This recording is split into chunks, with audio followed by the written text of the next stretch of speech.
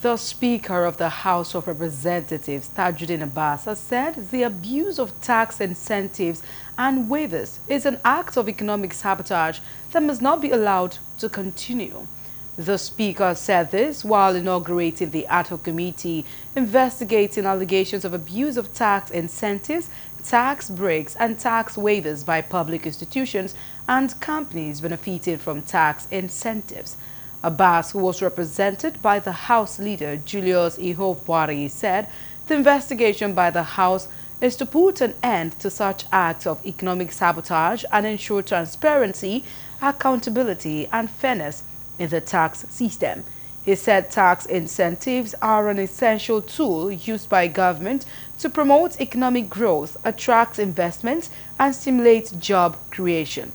The Speaker's representative further stated that it is crucial to ensure that incentives offered by the government are utilized appropriately and not being misused or abused. The purpose of this investigation is to end all forms of economic sabotage and ensure transparency, accountability, and fairness in our tax system.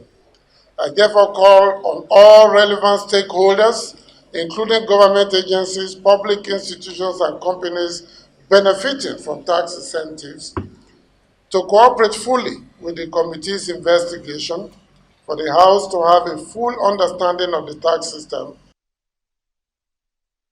Chairman of the committee, Abubakar Maki Yaliman, said taxes enable the government to raise necessary funds needed for development, adding that abuse of tax incentives by the supposed beneficiaries and the statutory institutions means to regulate the tax regime could push the government into fiscal constraints. Maki said the investigation is not a witch-hunting exercise, but a fact-finding mission that aims to correct the abuses in the management of tax incentives and ensure that the right thing is done for the general good of the country.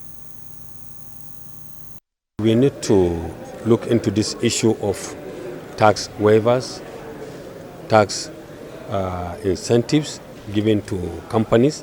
The purpose of giving them is to see that at least they contribute or they bring their own quota towards the development of the economy of the nation. But unfortunately, there are some gaps and leakages. That is why this committee is created, to see that how we are going to fill the gaps.